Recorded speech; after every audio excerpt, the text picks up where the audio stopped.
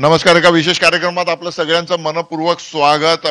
पत्रकार अभिव्यक्ती संरक्षण मंचच्या माध्यमातून आज आपण सगळेजण अभिव्यक्ती स्वातंत्र्याच्या मुद्द्यासंदर्भात चर्चा करणार आहोत. आणि आपण सगळेजण जाणतात की महाराष्ट्रामध्ये गेल्या 8-10 दिवसांपासून कुणाल कामरा यांची एक कविता आणि त्या संदर्भातचा सगळा वादंग, या सगळ्या गोष्टी आपण पाहिलेल्या आहेत. त्या मोहतीचं राजकारण पाहिलेलं आहे आणि त्यामुळे अभिव्यक्ती स्वातंत्र्य नेमकं काय आहे आणि त्याचं किती जपवणूक केली पाहिजे, या संदर्भात आपण सगळेजण किती जागरूक असलं पाहिजे याची चर्चा झाली पाहिजे. आणि त्यामुळे एक अत्यंत महत्वाचं विधेयक, अत्यंत महत्वाचा कायदा जो येऊ घातलेला आहे, महाराष्ट्र विशेष जनसुरक्षा विधेयक 2024, त्या कायद्याच्या संदर्भात, त्या कायद्याचे पत्रकारांवर, सर्वसामान्य लोकांच्या आयुष्यावर काय परिणाम होणार आहेत या संदर्भात एक जागृती निर्माण करण्यासाठी मुंबई मराठी पत्रकार संघाच्या माध्यमातून एक 9 महत्वाच्या पत्रकार संघटनांना एकत्र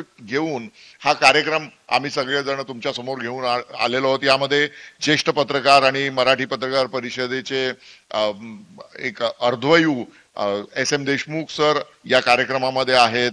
ज्येष्ठ पत्रकार इंदरकुमार जैन या कार्यक्रमात आहेत. मुंबई मराठी पत्रकार संघाचे संदीप चव्हाण, मंत्रालय आणि विधिमंडळ वार्ताहर संघाचे दिलीप सपाटे, मुंबई प्रेस क्लबच्या माध्यमातून काम करणारे आदित्यजी दुबे, बृहन्मुंबई महानगरपालिका वार्ताहर संघाचे मारुती मोरे, मुंबई क्राईम रिपोर्टर असोसिएशनचे विशाल सिंग.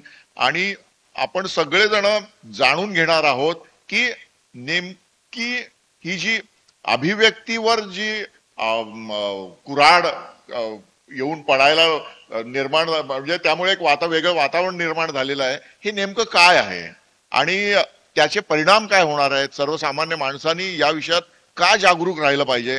SM सर, मी पहिला प्रश्न तुम्हालाच विचारतो की आता महाराष्ट्रामध्ये खूप संभ्रमाचं वातावरण आहे, पत्रकारांमध्ये संभ्रमाचं वातावरण आहे, सर्वसामान्य लोकांमध्ये संभ्रमाचं वातावरण आहे की हे जे विशेष जनसुरक्षा विधेयक येऊ घातलेलं आहे याचं नेमकं प्रयोजन काय, ते आणण्याची सरकारला का गरज पडली.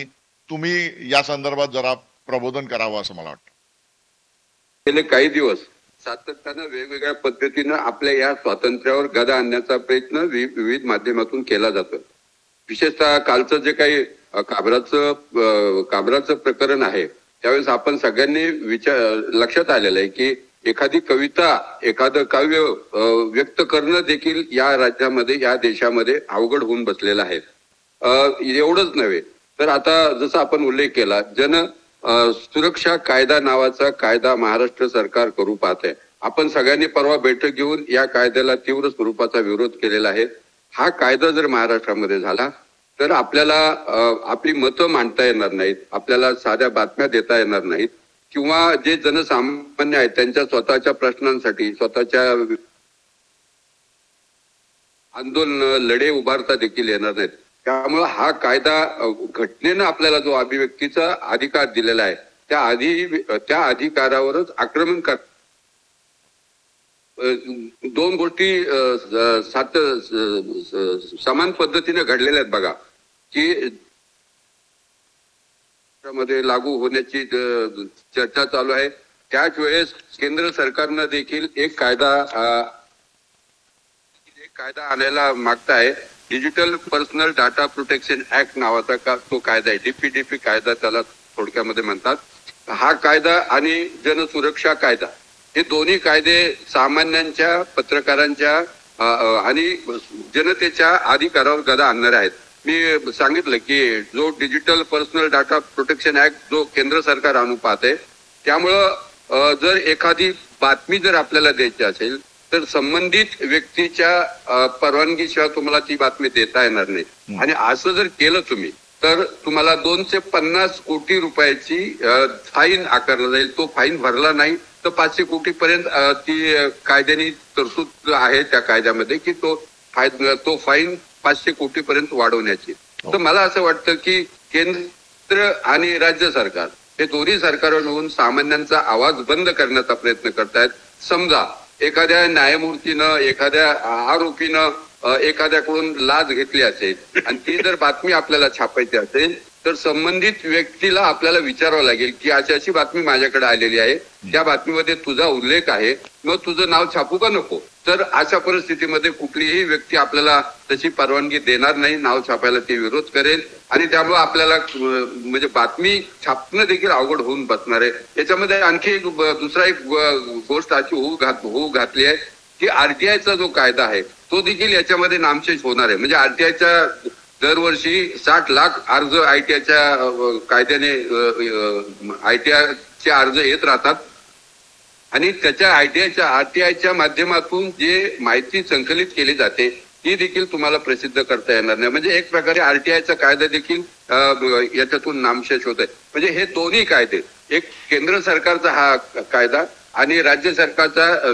जनसुरक्षा कायदा, हे दोन्ही कायदे सामान्यांच्या अधिकारावर आक्रमण करणारे आहेत, सामान्यांचा आवाज बंद करणारे आहेत आणि यापुढे आपल्याला हे जर कायदे महाराष्ट्रात आणि देशात लागू झाले तर ही एक आणीबाणीची चाहूल आहे किंवा सेन्सॉरशिपची चाहूल आहे असं मला वाटतंय. म्हणून आपण परवाच्या बैठकीमध्ये ज्या पद्धतीनं चर्चा केलेली आहे की ह्या कायद्याला टोटली आपण विरोध करायचा, त्याच्यामध्ये सुधारणा करण्याची गरज नाही. कायदे देशामध्ये महाराष्ट्रामध्ये असे भरपूर कायदे आहेत, तर सरकारला हे कायदा का अनावडतो हा देखील एक विचार करण्यासारखा प्रश्न आहे असं मला वाटतंय. धन्यवाद. आपण खूपच विस्तृतपणे या कायद्या संदर्भात माहिती सांगितली आणि त्याच्या जोडीला आता जो डिजिटल संदर्भातचा जो कायदा येऊ घातलेला आहे तो सुद्धा सर्वसामान्य माणसाच्या अधिकारांचा संकोच करणारा कायदा आहे. आणि आता एकूणच म्हणजे आपण सगळेजण ज्या अभिव्यक्ती स्वातंत्र्याचा गजर किंवा जागर करण्यासाठी इथे जमलेलो आहोत, विशेषतः पत्रकारच कायम या लढ्यामध्ये पुढाकार घेत असतात. म्हणजे स्वातंत्र्य आंदोलनापासून तर संयुक्त महाराष्ट्राची चळवळ असेल, आणीबाणी विरोधातला लढा असेल किंवा आत्ताचा लढा असेल, या सगळ्या याच्यामध्ये पत्रकारांनी कायम आघाडीवर राहून लोकांचं प्रबोधन केलेलं आहे. मुंबईमध्ये आता ज्या पद्धतीने या विषयावर चर्चा सुरू झालेली आहे, सर्वसामान्यपणे मुंबईतूनच सगळ्या महत्वाच्या लढ्यांची सुरुवात होते. त्यामुळे मी संदीप चव्हाण यांना या संदर्भात विचारू इच्छितो की आता ज्या प्रकारे अभिव्यक्ती संरक्षण मंचच्या माध्यमातून पत्रकार संघटना एकत्र येऊन हा विषय चर्चा करायला लागलेले आहेत, अभिव्यक्ती संरक्षण मंचच्या माध्यमातून मुख्यमंत्र्यांना आणि राज्यपालांना सुद्धा निवेदन दिलं जाणार आहे, तर आता मराठी पत्रकारांनी नेमकी काय भूमिका घेतली पाहिजे आणि अभिव्यक्ती संरक्षणाच्या किंवा आपल्या हक्काच्या संरक्षणासाठी नेमके काय केलं पाहिजे हे जरा तुम्ही विस्तृतपणे सांगा. जसं महेशजी SM सरांनी आता जो सांगितला सगळ्यात मुद्दा महत्वाचा आहे की महाराष्ट्रामध्ये ऑलरेडी इतके कायदे आहेत की त्या कायद्याचं नियमनच आता पुरेसं होत नाही. आणि असं असताना हा जो आणखीन एक कायदा आणू घातलेला आहे, मला असं वाटतं या संपूर्ण कायद्याकडे जर आपण एक पत्रकार म्हणून पाहिलं आणि सामान्य नागरिकाच्या भूमिकेतनं पाहिलं तर आतापर्यंत जे कायदे आहेत या कायद्यांच्या अंतर्गत रस्त्यावर जे काही विध्वंसक कृत्य केली जातात किंवा गुन्हेगारी प्रवृत्तीची कृत्य होतात, दंगल सदृश्य परिस्थिती निर्माण झाली तर त्याला आटोक्यात आणण्यासाठी कायदे आहेत. पण या कायद्याचा जर दुरुपयोग करायचा झाला तर याच्या पुढे शांततेच्या मार्गाने, म्हणजे गांधीजींनी जो आपल्याला अहिंसात्मक सत्याग्रही मार्ग सुचवला, त्या सत्याग्रही मार्गातनं जर एखाद्याला आंदोलन करायचं असेल तर त्या आंदोलनाला सुद्धा या कायद्याचा फटका बसू शकतो. म्हणजे यातलं एक कलम 8 जे आहे ते असं आहे की समजा एखादा व्यक्ती, मग तो पत्रकार असो, सामान्य नागरिक असो, श्रोता असो, तो अशा एखाद्या कार्यक्रमामध्ये सहभागी झालाय की ज्या कार्यक्रमाला या संबंधित कायद्याच्या अंतर्गत काही कायदेशीर बाबी आहेत त्याचा विरोध असू शकतो, तर त्या संबंधित व्यक्तीला ही या कायद्याचा फटका बसू शकतो. त्याला 3 ते 8 वर्षाची शिक्षा आहे, 3 लाखापर्यंत त्याला दंड आहे. पण त्याही पलीकडे जाऊन ज्या वास्तूमध्ये ही बैठक झाली ती वास्तू जप्त करण्याचे अधिकार जिल्हाधिकाऱ्यांना दिलेले आहेत. म्हणजे ज्याला आपण बुलडोजर संस्कृती म्हणतो. म्हणजे उद्या समजा माझ्या घरामध्ये 5 मुलं आहेत, त्यातला एक मुलगा क्रांतिकारी विचारांचा असेल, नक्षलाईट विचारांचा असेल आणि तो समजा एखाद्या कृत्यात सहभागी असताना त्या घरात जर बैठक झाली तर त्याच्या कृत्याचा त्याच्या घरातल्या इतरांना फटका बसू शकतो जो कायदा मानत नाही, कायदा सगळ्यांना समान न्याय देतो. आणि मला असं वाटतं की जो अभिव्यक्ती हा सगळ्यात महत्वाचा मुद्दा आहे ना, की आपल्या इथे सर आपण नेहमी असं म्हणतो की देशात रामराज्य आलं पाहिजे, तर त्या रामाचा आदर्श आपण ठेवला पाहिजे. रामाला जेव्हा एका पर्यटनाने त्याच्या पत्नीच्या चारित्र्यावर शंका घेणारा प्रश्न उपस्थित केला, तेव्हा रामाने त्याचं घर उद्ध्वस्त नव्हतं केलं, त्याच्यावर बुलडोझर नाही चालवला, त्याचं म्हणणं ऐकून घेतलं आणि मग तो पुढे जो काय आहे ते पौराणिक कथा आहेत. पण मुख्य मुद्दा असा आहे की समोरचा विरोधी विचार ऐकूनच घ्यायचा नाही, असं काहीसं स्वरूप या कायद्याच्या अंतर्गत दिसतोय. आणि मला असं वाटतं या बाबींचा आपण पत्रकार म्हणूनच नव्हे तर सर्वसामान्य नागरिक म्हणून अभिव्यक्तीच्या माध्यमातून विरोध केला पाहिजे. आणि जसं एस एम म्हणाले, मला असं वाटतं एक व्यक्ती म्हणून माझी अशी इच्छा आहे की या कायदा रद्द करण्यासाठीच आपण प्रयत्न केला पाहिजे. कारण जसं तुम्ही म्हणालात मगाशी की महाराष्ट्र हा कायदे करण्यामध्ये अग्रेसर राज्य झाले आहेत. आजवर महाराष्ट्रातल्या अनेक कायद्यांचा इतर राज्य अभ्यास करून आपापल्या राज्यामध्ये अंमल करत असतात. पहिल्यांदा असं राज्यकर्ते सांगतायत आपण की हा जो कायदा आहे हा आंध्र प्रदेशात झालाय, तेलंगणात झालाय, ओरिसामध्ये झालाय, पण ही जी सगळी राज्य आहेत ही नक्षलाईट राज्य आहेत आणि अजूनही महाराष्ट्रामध्ये कायद्याचं राज्य असं आपण मानतो. त्यामुळे या राज्यात या अशा प्रकारच्या कायद्याची खरोखर आपल्याकडे गरज आहे का, पुरोगामी महाराष्ट्राला गरज आहे का? तर मला असं वाटतं या सगळ्याचा हुंकार जो आहे हा नाही असाच येईल आणि हा नाहीचा आवाज मोठा करण्याचाच आज हा अल्पसा प्रयत्न आपण करतोय की जेणेकरून महाराष्ट्राच्या ग्रामीण भागामध्ये या कायद्यातल्या तरतुदी पोचल्या पाहिजेत आणि प्रत्येकाने याचा निर्णय घेऊन पुढे आपला निर्णय घेतला पाहिजे. निश्चितच अभिव्यक्ती स्वातंत्र्याच्या जागराचा मुद्दा सगळ्याच पत्रकार संघटनांनी आणि पत्रकारांनी मोठा केला पाहिजे. कारण सर्वसामान्य माणसाच्या आकलनाच्या पलीकडे काही कायदेशीर तरतुदी असतात. विधेयकामधली जी भाषा असते ती सर्वसामान्य माणसाला कळत नाही. त्यामुळे आज हा जो कायदा आपल्या समोर येऊ घातलेला आहे, याआधी आपण जर बघितलं तर माओवादी कॉरिडॉर जो ज्याला माओवादी लिटरेचरमध्ये दंडकारण्य म्हटलं जातं, तर तो दंडकारण्याचा जो पट्टा आहे तो आपल्याला ओरिसापासून तर पार इकडे छत्तीसगड पर्यंत आंध्र प्रदेश, तेलंगणा, महाराष्ट्र क्रॉस करून जाताना दिसतो.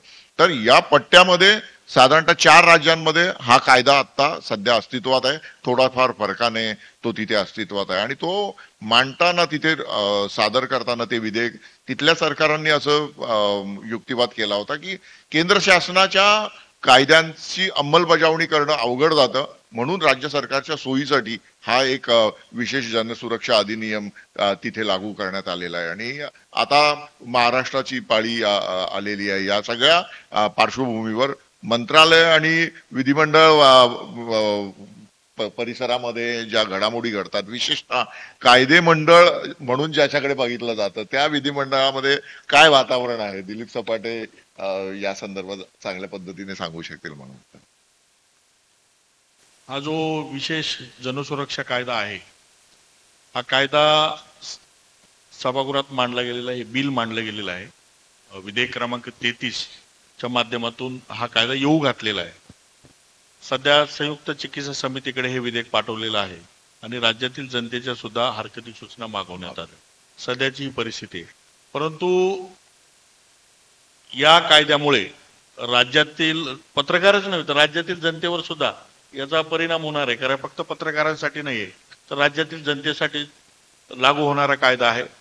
मला असं वाटतं की याच्या विधेयकाच्या बाबतीतली जी काय परिस्थिती आहे त्या पातळीवरची, तर आपण अनेक दिवसापासून पाहत आहोत किंवा हल्ली पाहत आहोत की ज्या विधिमंडळाला कायदे मंडळ म्हटलं जातं आणि कायदे मंजूर करणे आणि त्या संदर्भात कार्यवाही करणे हे जे पहिलं कर्तव्य किंवा मूलभूत काम ते आहे. अधिक चांगले कायदे व्हावेत, जनतेचे सोयीचे कायदे व्हावेत, अशा स्वरूपाचं पहिलं काम हे विधान मंडळाकडनं अपेक्षित असतं. आणि मला असं वाटतं की हल्ली कायदे मंडळामध्ये कायदे मंजूर होत असताना त्याला सर्वात कमी वेळ असतो. ते गोंधळाच्या परिस्थितीत कायदे मंजूर होण्याची परिस्थिती ही राज्यामध्ये वारंवार आपण पाहत आहोत. मला असं वाटतं की यासारखा मी विधिमंडळ वार्ताहर संघात बातमीदारी करत असताना बहुतेक वेळेला जेव्हा अशा विधेयकांचा, म्हणजे मी खासगी विधेयक नाही म्हणत, महत्वाच्या विधेयकांचा विषय असायचा, तेव्हा बहुतांश सदस्य सभागृहात चर्चेला उपस्थित नसायचे आणि अत्यंत घाईघाईने होयचे बहुमत करून कायदे मंजूर केले जात होते. आणि आजही परिस्थिती काही बदललेली नाही आहे. पण पूर्वीच्या काळात काही अपवादही होते की एक सदस्य कायद्यावर 8-8 तास बोलला, 6-6 तास बोलला. हा सुद्धा एक आपल्याला सर्वांना इतिहास माहिती आहे. हल्ली ते कमी झालेले आहेत. पण मला असं वाटतं की हा जो येऊ घातलेला कायदा आहे त्याच्यामध्ये राज्यातील जनतेमध्ये व्यापक जनजागृती होणं आवश्यक आहे. कारण पूर्वी पत्रकारांकडेच लेखणी होती, इलेक्ट्रॉनिक माध्यमातून आपण पत्रकारिता करतो, पुढे डिजिटल माध्यम आलं. पण आता राज्यातील प्रत्येकाकडे प्रत्येक माणूस हा पत्रकार आहे, प्रत्येक माणूस हा त्या माध्यमाचा वापर करत आहे. सोशल मीडिया आहे, फेसबुक आहे, इंस्टाग्राम आहे किंवा विविध माध्यमातून आपली मतं हे राज्यातील जनता व्यक्त करत असते, ती मांडत असते. मला असं वाटतं की आता कामराजच्या प्रकरणातून आपलं मत मांडण्यामुळे राज्यामध्ये काय परिस्थिती निर्माण झाली आहे आणि अभिव्यक्ती स्वातंत्र्याचा मुद्दा पुन्हा एकदा ऐरणीवर आलाय. मला असं वाटतं की कामराजच्या बाबतीत म्हणायचं झालं तर त्याने जे शब्द वापरलेले आहेत त्याच्यामध्ये काय गद्दारीचा विषय असेल, काय बाप चोरण्याचा विषय असेल, हे शब्द रोज संजय राऊत म्हणतायत, हे शब्द रोज उद्धव ठाकरे म्हणतायत, हे शब्द शिवसेनेचे मूळ उभाटाचे पदाधिकारी रोज म्हणतायत. त्या कुणावरही गुन्हा दाखल नाही आणि याच्यावरती तेच शब्द वापरल्यामुळे गुन्हा दाखल आहे. मला असं वाटतं की ह्या कायद्याच्या बाबतीत सुद्धा कायदा असतो, तो वापरला कसा जातो आणि कुठल्या परिस्थितीत वापरला जातो हे माणसाच्या हातात असतं आणि कोणावर वापरला जातो, कोणावर. त्यामुळे हा कायदा होत असताना जरी याचं नाव, टोपण नाव अर्बन नक्षल किंवा अर्बन नक्षलींच्या विरोधातला कायदा, ते व्यक्ती आणि संघटनांच्या विरोधातला कायदा असं जरी केलं जात असलं तरी या कायद्याच्या माध्यमातून तो कुणावर वापरला जाईल याच्यातून, जसं संदीप चव्हाण म्हणाले, आता मुंबई मराठी पत्रकार संघाच्या वास्तूमध्ये आपण बसलेलो आहोत आणि त्यांच्याकडे दररोज पत्रकार परिषदेचा होत असतात, वेगवेगळ्या व्यक्ती संघटना परिषदा घेत असतात. मला असं वाटतं की ते एखादी इथं उद्या पत्रकार परिषद झाली आणि कल्पनाही नसेल की कशावर होणार असेल, एखाद्याने तो हे केलं आणि ह्या वास्तू झाली ती जर जप्त करायची किंवा त्या मालमत्तेवर टाच आणायची, अशा ज्या तरतुदी या विधेयकावर आहेत की ज्याच्यामध्ये त्यांनी उल्लेख केला त्याप्रमाणे एखाद्या घरामध्ये ओळखीचा माणूस कोणी आला, नंतर कळालं की बाबा हा संबंधित आहे, पण उद्या तो त्या जो याच्यामध्ये इन्व्हॉल्व नाही अशांना सुद्धा या कायद्याचा त्रास होऊ शकतो. मला असं वाटतं की महाराष्ट्र हे पुरोगामी राज्य आहे. या विधानमंडळामध्ये महाराष्ट्राने अत्यंत पुरोगामी स्वरूपाचे कायदे केलेले आहेत. असा एखादा कायदा ज्या महाराष्ट्राने विचार स्वातंत्र्य, लेखन स्वातंत्र्याचे धुरा नेहमीच वाहिलेले आहे, असा एक कायदा या पुरोगामी महाराष्ट्राला मागे घेऊन जाणारा ठरेल, अशा स्वरूपाचं या कायद्याचं स्वरूप असू नये म्हणून राज्य सरकारने याचा व्यवस्थित विचार करून निर्णय घ्यायला हवा असं माझं मत. निश्चितच राज्य सरकारने पूर्ण विचारांतीच या कायद्याचा जो मसुदा आहे त्यावर चर्चा केली पाहिजे. लोकांची मतं आता मागवलेली आहेत, हरकती आणि सूचना मागवलेल्या आहेत, परंतु पत्रकार संघटनांचा आग्रह असा आहे की हा कायदाच नसावा आणि त्यामुळे आपण ही जी सगळी चर्चा त्या संदर्भात करतो. बीयूजे बृहन्मुंबई युनियन ऑफ जर्नलिस्टचे इंद्रकुमार जैन आपल्या चर्चेमध्ये सहभागी झालेले आहेत. इंद्रकुमारजी, ज्या पद्धतीने आपण सगळेजण या कायद्याकडे आता बघतो आहोत, अभिव्यक्ती स्वातंत्र्याचा संकोच करणारी कलम यामध्ये आहेत, याच्यामध्ये सर्वसामान्य माणसाचा आवाज दाबणारी कलम आहेत, तर या सगळ्या पार्श्वभूमीवर पत्रकारांनी आता जी भूमिका घेतलेली आहे या भूमिकेच्या संदर्भात तुमचं काय मत आहे ते जरा तुम्ही जास्त विस्ताराने सांगावं. मुझे तो लगता है कि हम सबको इसको कड़ा विरोध करना चाहिए, एक नागरिक के रूप में भी और पत्रकार के रूप में खासकर.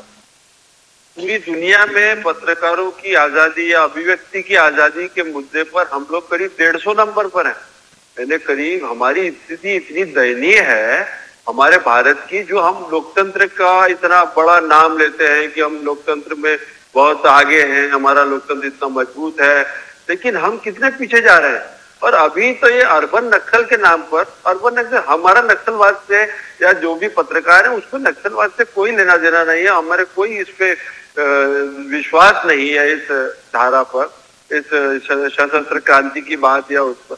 लेकिन ये जो सरकार चाहती है कि उसके नाम पर आप सबके ऊपर अंकुश लगा दो, उनको लोगों की बोलने से रोका जाए. कामरा का जो प्रकरण बताया, जैसे कि वही शिवसेना के नेता हमेशा बोलते हैं उनको कुछ नहीं करते हैं, लेकिन वो कामरा ने कहा तो उसका स्टूडियो तोड़ डालेंगे, ये कर देंगे. तो ये जो गलत बातें हो रही है उस पर हमको कड़ा विरोध करेंगे और हम करते रहेंगे. और ये किसी भी हालत में ये कानून अमल में नहीं आना चाहिए, इसे सुनिश्चित करने की जिम्मेदारी हम सब की. और जब ये जन सुरक्षा का नाम लेते हैं, लेकिन ये सिर्फ भ्रष्ट नेताओं को, मनमानी करने वाले नेताओं को सुरक्षा देने का कानून है, जन सुरक्षा कानून नहीं है. ये दरअसल भ्रष्ट नेताओं को बचाने के लिए, क्योंकि आप पत्रकार के रूप में लिखेंगे, नागरिक के रूप में अगर कोई गलती बताएंगे कि सत्ताधारी नेता ये गलत कर रहे हैं, भ्रष्टाचार कर रहे हैं, मनमानी कर रहे हैं, तो आपको बोलने से रोका जाएगा। अगर वो इस तरह के प्रावधान ये बना दिए हैं इस विधेयक में कि जिससे आप निष्पक्ष रूप से, लोकतांत्रिक रूप से एक भी शब्द नहीं बोल पाएंगे।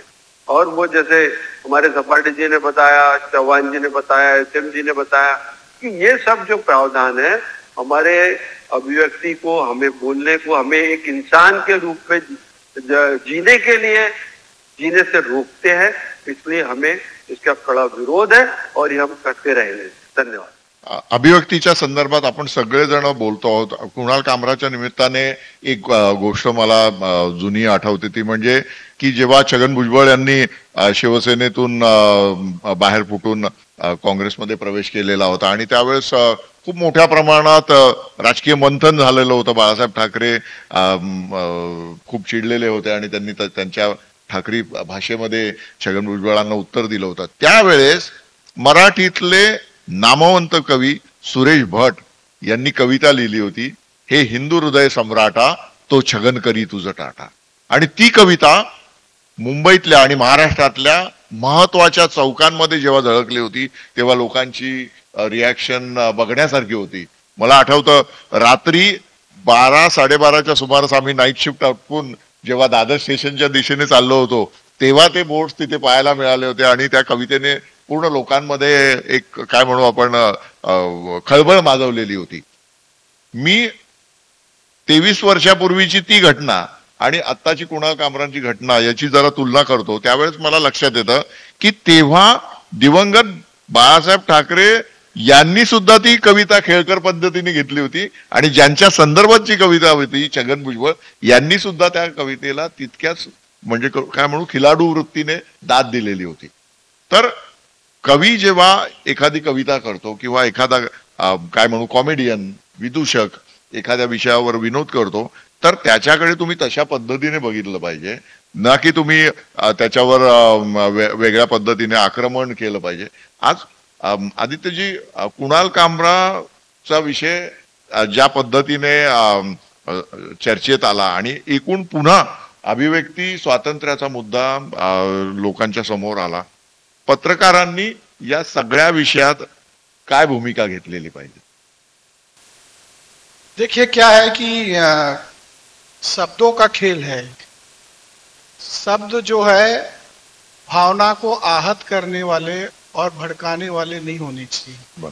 ऐसा व्यक्तिगत तौर पर एज अ पत्रकार या एज अ नागरिक मेरा मानना है कि हमें जो है अभिव्यक्ति की स्वतंत्रता सब आदमी, सभी लोगों को है, लेकिन उसकी भी एक सीमा होनी चाहिए. बराबर. अगर आप किसी समाज के, किसी व्यक्ति के भावना को भड़काते हैं या आहत करते हैं तो प्रतिक्रिया स्वाभाविक तौर पर होती है. बराबर. कामरान के अब उस कविता के बारे में जो आप बता रहे हैं बाला साहब या छगन भुजबल जी को लेकर उन्होंने सुरेश भट्ट जी ने उसमें शब्द शायद संयमित रहे होंगे. यहाँ तो क्या है कि जैसे सपाटे जी ने बोला कि संजय राउत या रोज बोलते हैं उनके खिलाफ, तो भुक्तभोगी तो बोलेगा तो उसकी बात अलग होती है, लेकिन एक तीसरा आदमी अगर जानबूझकर जब ये वक्त नहीं हो, मान लीजिए भी बारिश का वक्त नहीं हो और हम लोग बारिश पर चर्चा करें, तो ये होता है कि जानबूझकर कुछ किया हुआ है. लेकिन दूसरी तरफ भी चीजें गलत की गई कि हिंसा का रूप नहीं अपनाना चाहिए किसी को भी.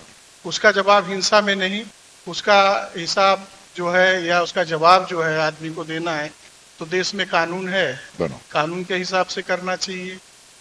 जो भी प्रक्रियाएं हैं उसको करनी चाहिए. अब उसमें ना तो कामरा का नुकसान हुआ ना शिंदे सेना का नुकसान हुआ. नुकसान बेचारे हमारे जो होटल के मालिक थे सरदार जी का हो गया. बाकी कामरा जी को भी उसकी टीआरपी मिल जाएगी. बराबर. कभी कभी लोग टीआरपी के लिए भी चीजें करते हैं कलाकार लोग. तो मेरा ऐसा मानना है कि हमें अभी हमारे अंदर जो भी भय या भ्रांति है या संभ्रम है उसको दूर करने के लिए हमें जिसने ये भय या भ्रांति पैदा करने की कोशिश की है उससे बात करनी चाहिए। मुंबई मराठी पत्रकार संघ ने एक अच्छा इनिशिएटिव लिया है, तो हम लोग उसी राह पर आगे बढ़ते हुए सरकार से या सत्ता में बैठे लोगों से इसका निराकरण निकालना चाहिए। और खास करके हर चीज में, हर वस्तु में, हर समय केवल पत्रकारों को ही घेरा जाए, ऐसा नहीं होना चाहिए।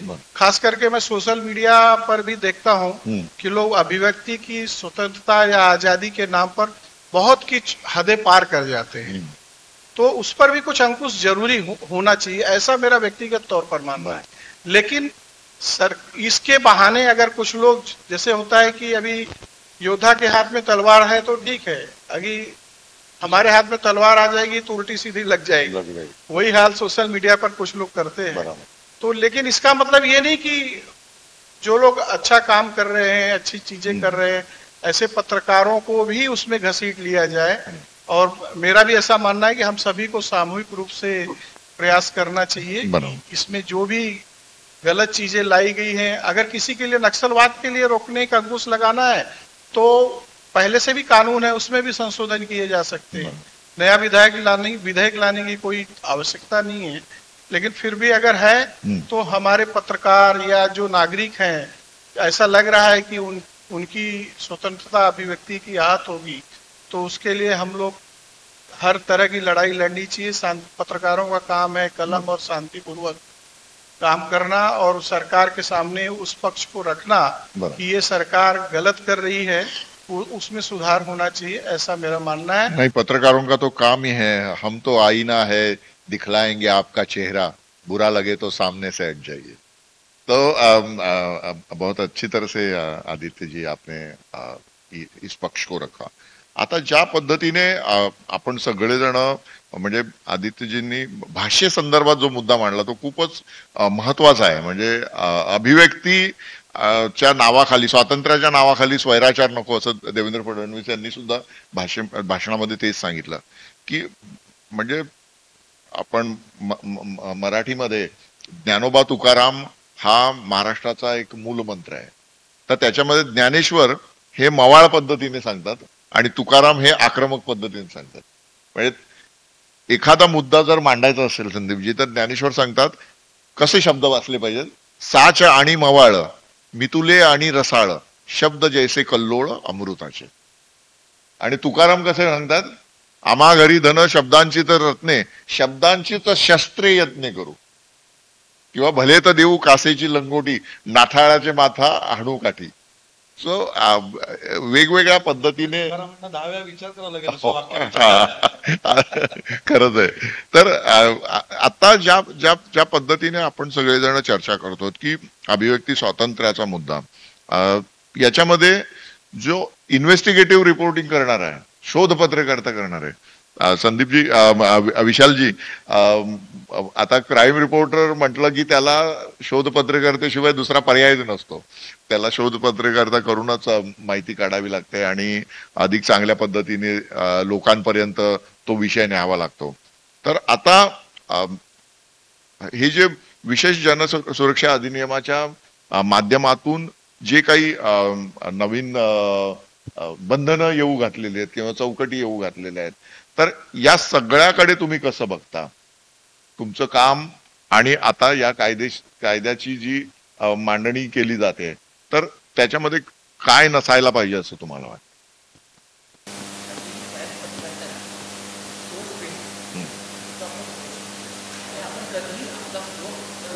सांगत नाही, बरोबर, उघडपणे सांगत नाही, कारण आपल्याला माहिती आहे आपण एखादी बातमी लिहिली आहे, ती बातमी कोणाच्या विरोधात तरी आहे, आणि ती बातमी छापून गेल्यानंतर किंवा ऑनलाईन गेल्यानंतर तो व्यक्ती कुठे कुठे मला राग धरून ठेवणार। मग पहिला प्रश्न कुठून येते, हिला बातमी दिली कोणी, सीडीआर काढा त्याचा, तर त्याचा पर्याय आपल्याला व्हॉट्सअप कॉल आहे। अशा पद्धतीने मी बातमी काढत असतो, पण सध्या परिस्थिती अशी होत चालली आहे की बातमी काढल्यानंतर त्याला नोटीस पाठवा, घाबरवा त्याला, 500 कोटीचा 100 कोटी, तो घाबरला, आणि अशी नोट झाल्यानंतर आपल्याला माहिती आपल्याला असतो मॅनेजमेंट, तो कुठे आपल्याला ते आळा घालतो, काय लिहिलंच आहे, काय पुरावा आहे, आणि सोर्स बेस्ड बातमीचा पुरावा फार कमी असतो। आपण पत्रकार आहोत, एखादी बातमी लिहितो, लेख लिहितो, ते लेख लिहिताना, बातमी लिहिताना मनात प्रश्न उत्पन्न होतात, प्रश्नाचे उत्तर मिळत नाही, आपला लेख पूर्ण होत नाही. तसाच हा कायदा आहे, जनतेसाठी कायदा आहे, पण जनतेला माहितीच नाहीये की कसला कायदा बाबा हे. प्रश्न आमचा चाललाय ना, जनतेसाठी कायदा काढतोय मी, पण जनतेला माहिती आहे का? जनतेला कायदा कोण समजावून सांगणार? जे कायदे करतायत त्यांनी समोर यावे, जनतेला सांगावे की हा कायदा काढतोय, आम्ही कशाला काढतोय. आपण बोलतो ना, एखाद्या आरोग्य पकडलं, त्याचा नाद दाबलं तर तोंड वर होतो. मग तुम्ही सांगा आम्हाला, आम्ही विरोध करत नाही कायद्याचा, फक्त मला माहिती पाहिजे आहे की आपण जो कायदा आणतो आहे तो कशासाठी आणतो आहे, आणि हे कायदा आपण कोणाला कंट्रोल करण्यासाठी आणतो आहे ही माहिती आम्हालाही पाहिजे, जनतेलाही पाहिजे. आम्ही पत्रकार असलो तरी आम्ही जनताच आहोत. आम्ही जे लेख लिहितो आहे ते कोणासाठी लिहितो आहे? जनतेसाठी लिहितो आहे. आणि आपला जो महाराष्ट्र आहे तो कायदा करणारा महाराष्ट्र आहे. आपण लोकांना फॉलो का करतो हा माझा प्रश्न आहे. आपण केलेले कायदे इतर राज्यांनी फॉलो केलेले आहेत, तर अशी वेळ काय येते आपल्या राज्यावरती की आपण लोकांनी केलेले कायदे, म्हणजे इतर राज्यांनी केलेले कायदे आपण ते फॉलो करतोय. कुठे कुठे हे की आपण माघार चाललो आहे की काय? की आपल्या राज्यामध्ये एकसे एक चांगले मोठे व्यक्ती भरले आहेत, चांगले कायदे करणारे लोक आहेत, त्यांची आपण सल्ला घेतला आहे का? ठीक, आपण कायदा आणतोय, त्याचा हेतू असतो, तर हेतू काय ते आपल्याला माहिती नाहीये. अशा मोठा प्रश्न येतोय की कायदा कशाला हा, तो म्हणतो ही बाब आपल्याला समजत नाही कायदा कशाला आहे, तोपर्यंत नक्की याचा सरकारचाही रोल बनते की त्यांनी समोर यावे, तो लोकांना समजून सांगावे की आम्ही कायदा का करतोय. त्याशिवाय हा कायदा कशासाठी करतोय ते माहिती नाहीये. महत्वाचा मुद्दा विषयाला आपण इथे उपस्थित केला की शासकीय पातळीवरून नेमकं हे कायद्याचं प्रयोजन काय आहे हे अधिक सविस्तरपणे सांगितलं पाहिजे. कारण जुलै 2024 मध्ये जेव्हा हा कायदा चर्चेमध्ये आला त्यावेळेस विधिमंडळामध्ये त्याची जी एक बेसिक मांडणी होती ती बेसिक मांडणी झाली, परंतु जर हा कायदा सर्वसामान्य लोकांशी संबंधित आहे, पत्रकारितेशी संबंधित, बरं अभिव्यक्ती आता फक्त काय पत्रकारितेपुरतं मर्यादित नाही राहिलेलं. कुणाल कामराचा स्टँडअप कॉमेडियनचा शो सुद्धा तो अभिव्यक्ती खालीच येतो, एखादी एकांकिका किंवा नाटक किंवा सिनेमा ते सुद्धा अभिव्यक्ती खालीच येतं. त्यामुळे या सगळ्या सृजनात्मक काम करणाऱ्या लोकांपर्यंत या कायद्यातील तरतुदी संदर्भात चर्चा झाली पाहिजे, त्यांना सांगितलं पाहिजे. त्यामुळे आता आपण ही जी चर्चा सुरू केलेली आहे ही चर्चा थोडी विस्ताराने शासकीय पातळीवरून सुरू होईल अशी आपण अपेक्षा करू शकतो. आपल्यासोबत मारुती मोरे सुद्धा आहेत. मारुतीजी, आता आपण सगळेजण जी चर्चा करतो आहोत की विशेष जनसुरक्षा विधेयक याचं जे नावच आहे, याच्या आधी जनसुरक्षा हे नाव जनधन याच्याशी संबंधित होतं आणि आता हे जनसुरक्षा विधेयक हे आपल्या अभिव्यक्तीशीच थेट संबंधित होऊन गेलेलं आहे. तुम्ही कसं बघता या सगळ्याच्याकडे पत्रकार म्हणून? तुम्हाला काय वाटतं? पत्रकार म्हणून बघताना असं वाटतं की म्हणजे आता विधेयकासंदर्भात आपण सविस्तर चर्चा केली, बरोबर, त्यातून आपल्याला एक लक्षात आलं की हा कायदा जसा जनहितासाठी कायदे करणे हे सरकारचं काम आहे, विधिमंडळाचं काम आहे, त्याच विधिमंडळामध्ये आमदार एकमेकांच्या विरोधात अपशब्द वापरतात, अगदी अश्लीलते संदर्भात बोललं जातं, पण तिथे हा कायदा त्यांना लागू होत नाही. मग कायदा कोणासाठी आहे? जर कायदा सर्वांना समान आहे तर मग अभिव्यक्ती स्वातंत्र्य सगळ्यांना असलं पाहिजे. म्हणून अभिव्यक्ती स्वातंत्र्य ह्या कायद्याच्या माध्यमातून सगळं जपलं पाहिजे. आणि खरंच जर तुम्हाला कायद्याची एवढी आवश्यकता वाटते तर जसं आपल्या मान्यवरांनी सगळ्यांनी चर्चा केली तर जे उपलब्ध कायदे आहेत त्यामुळे तुम्ही अधिक सुधारणा करा. नवीन कायदे आणण्यापेक्षा आहे त्या कायद्याची अंमलबजावणी चांगल्या पद्धतीने करा.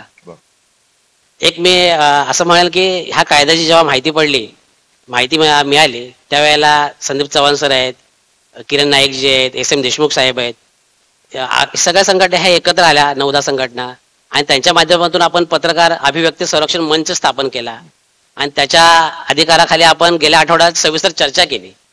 आणि या चर्चेच्या माध्यमातून असं आपण एक आज ठरवणं मत केलं की या कायद्यासंदर्भात आपल्याला सविस्तर चर्चा करायची सरकारशी, कारण कायद्याचा फटका हा पत्रकार जो आपण म्हणतो की लोकशाहीचा चौथा आधारस्तंभ आहे, तर याचं काम जे जनप्रबोधन करणं त्याला बसता कामा नये.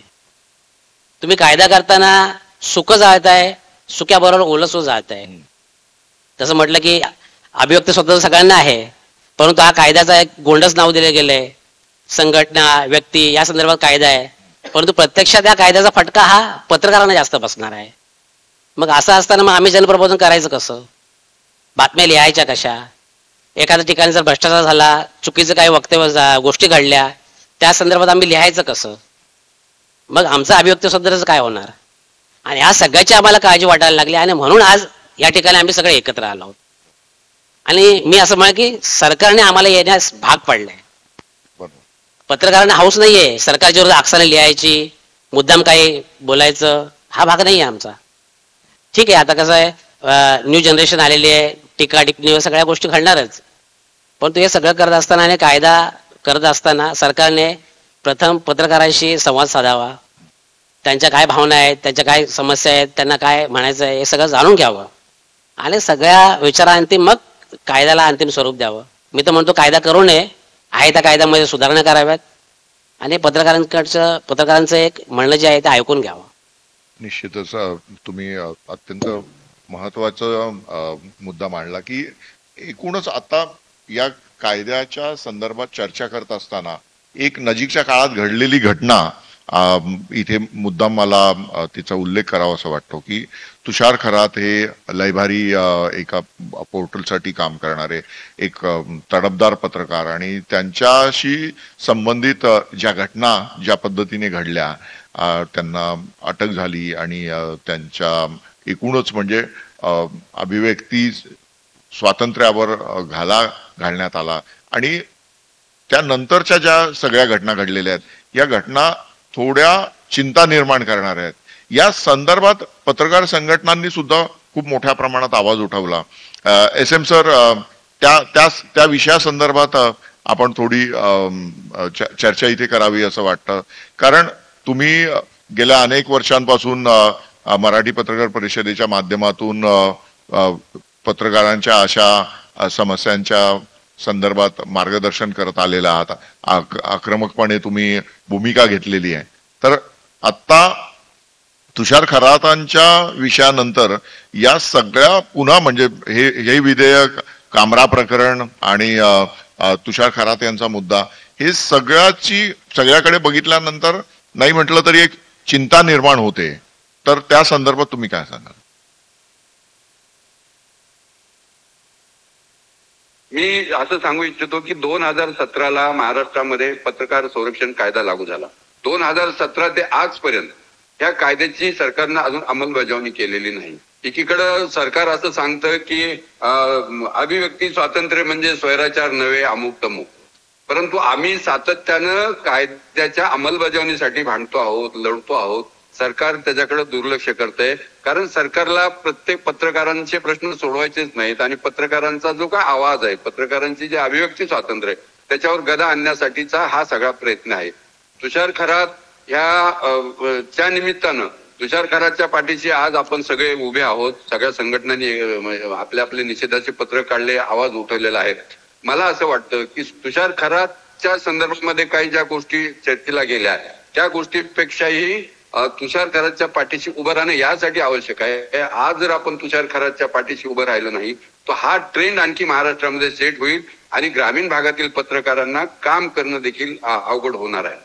सरकार एकीकडं पत्रकारांच्या संरक्षण विषयक कायद्याची अंमलबजावणी करत नाही आणि दुसरीकडं जनसुरक्षा नावाच्या गोंडस नावाखाली पत्रकार म्हणजे सामान्यांचा आणि पत्रकारांचा आवाज बंद करण्याचा प्रयत्न करतो.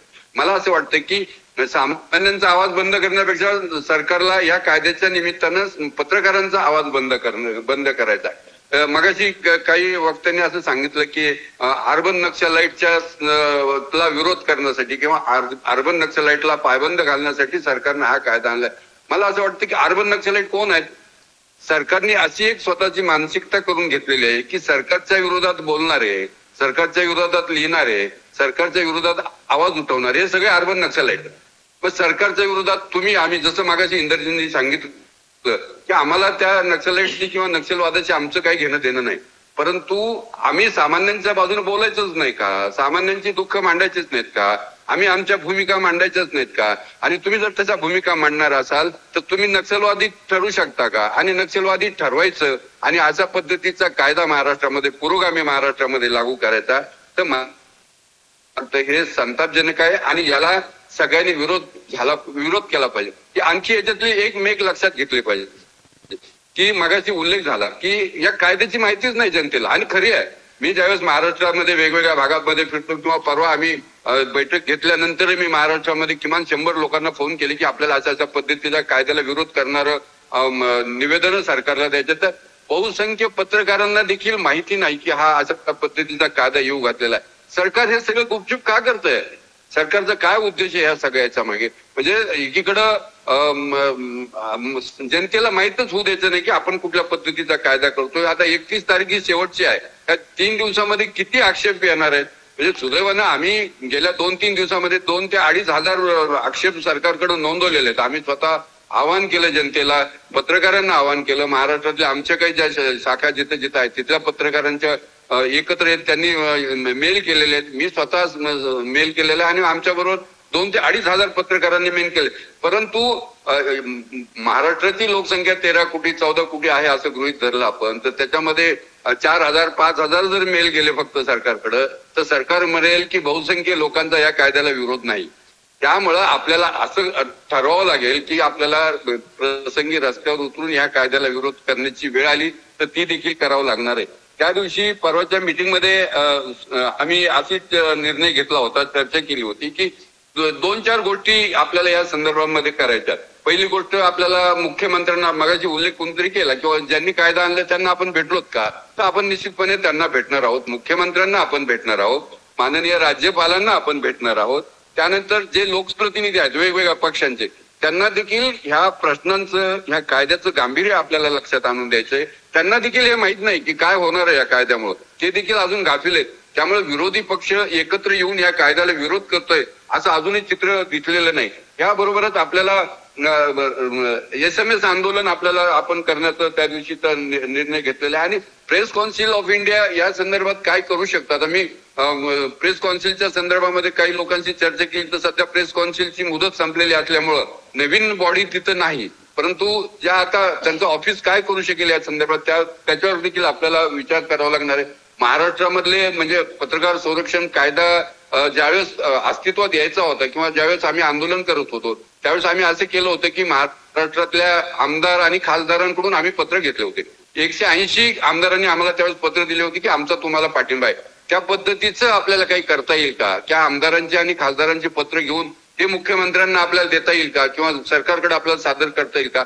ह्या सगळ्या वेगवेगळ्या अंगाने आपल्याला या संदर्भामध्ये जागृती करावं लागणार आहे. आणि हा कायदा कसा येणार नाही यासाठी आपल्याला व्यापक स्वरूपामध्ये जे लाईक माइंडेड लोक आहेत, समविचारी लोक आहेत, त्यांना बरोबर घेऊन आपल्याला काही करता येईल का? ज्या समविचारी संघटना आहेत त्यांना बरोबर घेऊन आपल्याला काही करता येईल का? हे सगळं आपल्याला लक्षात घ्यावं आहे. आपण एक गोष्ट लक्षात घेतली पाहिजे, जनसुरक्षा कायदा हा सगळ्यांसाठीच घातक जरी असला तरी याचा सर्वाधिक फटका हा पत्रकारांना बसणार आहे. आणि मला आनंद होतोय की संदीप आणि त्यांच्या सगळ्या टीम किंवा आमच्या सगळ्या ज्या संघटना आहेत त्यांनी एकत्र येऊन या विषयाचा आग्रह धरलेला आहे की केवळ पत्रकारांच्या हक्कासाठी नाही तर आम्ही समाजासाठी देखील काही करू इच्छितो. त्यामुळे सगळ्या पत्रकार संघांनी महाराष्ट्रामध्ये एक पुढाकार घेऊन हे आंदोलन उभं करण्याचा निर्णय घेतलेला आहे. निश्चितपणे त्याचं स्वागत केलं पाहिजे. आणि जनतेनं देखील जास्तीत आता 3 दिवस राहिलेले आहेत, जनतेनं देखील जास्तीत जास्त आपले आक्षेप सरकारकडे पाठवले पाहिजे. आपल्याला ह्या कायद्यामध्ये सुधारणा नको आहेत, या कायद्यामधले काही कलमांमध्ये बदल नकोय, हा कायदाच आम्हाला मान्य नाही, हे आपल्याला सरकारच्या निदर्शनास आणून द्यावं लागलं. आणि त्यासाठी जास्तीत जास्त आक्षेप सरकारपर्यंत गेले पाहिजेत. मी आधी मगाशी सांगितल्याप्रमाणे केवळ 5,000-10,000 आक्षेप गेल्याने सरकार असं म्हणू शकतं उद्या की फारसा काही ह्या कायद्याला विरोध नाही त्यामुळे हा कायदा आम्ही अंमलात आणतो. जास्तीत जास्त आक्षेप या 3 दिवसामध्ये आपल्याला सरकारकडे पाठवावे लागते. बरोबर आहे. आपल्या ज्या काही पत्रकारांच्या संघटना आहेत, मी माझ्या संघटनेच्या माध्यमातून हे करतोच आहे, परंतु इतर संघटनांनी देखील या संदर्भामध्ये आपल्या सदस्यांच्या मार्फत हे सगळे मेल जातील मुख्यमंत्र्यांकडे आणि संबंधित विभागाकडे, या दृष्टीनं प्रयत्न करावा. तुषार खरात यांच्या संदर्भातल्या यांच्यावर जो काही अन्याय झालेला आहे, जो काही अत्याचार होत आहे त्याचा मी जाहीरपणे निषेध करतो. धन्यवाद SM. आपण अत्यंत चांगल्या पद्धतीने ही भूमिका मांडली. कारण आता ज्या पद्धतीने सगळ्या पत्रकार संघटना एकत्र झालेल्या आहेत आणि त्या आग्रह धरतायत की हा जो अभिव्यक्ती स्वातंत्र्याचा संकोच करणारा जो कायदा येऊ घातलेला आहे, या कायद्याच्या संदर्भात चर्चा झाली पाहिजे, त्याचा तो रोखण्यासाठी पावलं उचलली गेली पाहिजेत. आणि मुख्य म्हणजे सर्व पत्रकारांनी आपले हक्क काय, आपले अधिकार काय आणि आपले कर्तव्य काय याबाबत अधिकाधिक जागृत होणं आता काय गरजेची गोष्ट बनलेली आहे. कारण आपण सगळेजण जाणतो की पत्रकारितेची व्याप्ती वाढून गेलेली आहे, पत्रकारितेची साधनं बदललेली आहेत. सोशल मीडियाच्या माध्यमातून पत्रकारितेचं किंवा अभिव्यक्तीचं साधन सर्वसामान्य माणसाच्या हातात गेलेलं आहे. त्यामुळे पूर्वी जसंही पत्रकारिता ही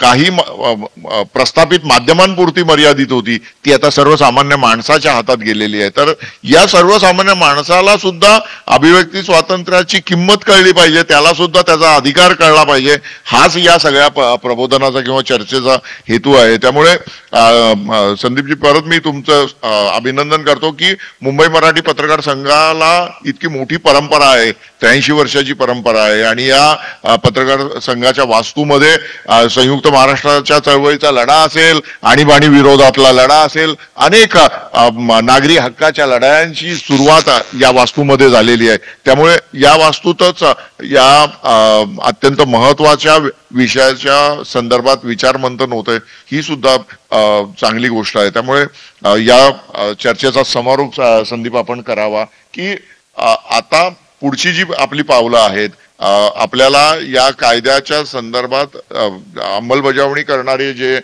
महत्वाचे लोक आहेत, राज्यपाल महोदय असतील, मुख्यमंत्री महोदय असतील, त्यांच्यापर्यंत आपल्याला या भावना आपल्या घेऊन जायच्या आहेत. तर त्या संदर्भातची पुढची आपली तयारी काय असणार ते तुम्ही सांगा. महेशजी, जसं SM म्हणाले आणि आपण एक काही आठवड्यापूर्वी जेव्हा या संदर्भात जेव्हा बैठक बोलली होती त्यावेळी असा निर्णय घेण्यात आला होता की सगळ्या संघटना आपापल्या सदस्यांचा विचार विमर्श करून त्या संघटनेची भूमिका मांडतील आणि मग त्याचा एकत्रित एक ड्राफ्ट करून सर्वसंमतीने या सगळ्या संघटना ज्या आपण मगाशी जो उल्लेख केला, या सगळ्या 11 संघटना जवळजवळ आपण राज्यभरातून एकत्र आलेलो होतो, ह्या 11 संघटना एका विशिष्ट निवेदनावर एकत्र येतील, सगळ्यांचे विचार घेतले जातील, त्या संघटना आपापल्या सदस्यांना विचार विमर्श करून या ड्राफ्टला मांडण्यात येईल. आणि मग आपण ही जी भूमिका आहे, कारण शेवटी महाराष्ट्र हा पुरोगामी राज्य आहे, शांततेच्या मार्गाने जी आयुध आपल्याला घटनेने दिलेली आहेत त्या आयुधांचा वापर करून राज्यपालांना आपण भेटायचा प्रयत्न करतो आहोत, त्याच्यानंतर मुख्यमंत्र्यांना आणि दोन्ही उपमुख्यमंत्र्यांना आपण निवेदन देतो. आणि इतकंच नाही तर प्रेस काउन्सिल ऑफ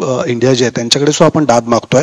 आणि आजच्या कार्यक्रमाचं प्रयोजन हेच आहे की आज प्रत्येक संघटनेचे प्रमुख इथे आलेले आहेत, त्या संघटनेची जी ताकद आहे त्या ताकदीचा वापर करून महाराष्ट्रातल्या शेवटच्या घटकापर्यंत या कायद्यातल्या ज्या काही तरतुदी आहेत त्यातला जो विरोधाभास आहे हा लोकांपर्यंत पोहोचवावा, हाच या चर्चेचा प्रयत्न. आणि मला असं वाटतं तुम्ही ज्या प्रकारे ही चर्चा कंडक्ट केली, मला वाटतं दोन्ही बाजूंचा तुम्ही परामर्श घेतला, त्याबद्दल तुमचंही मुंबई मराठी पत्रकार संघातर्फे महेशजी आभार व्यक्त करतो. आणि मला असं वाटतं की आजचा हा विचार जो तुम्ही या चर्चेतनं घडून आणलेला आहे हा महाराष्ट्रातल्या शेवटच्या पत्रकारापर्यंत, ग्रामीण भागातल्या पत्रकारांपर्यंत पोहोचावा, हाच उद्देश होता. आणि मला असं वाटतं त्यात काही अंश आपण सगळे सफल झालो तसं म्हणायला हरकत नाहीत. आणि पुन्हा एकदा पत्रकार संघातर्फे तुमचे आभार की तुम्ही हा विषय पुढे नेला. उपस्थितांचा पण आभार मानतो आणि इथे थांबतो. धन्यवाद.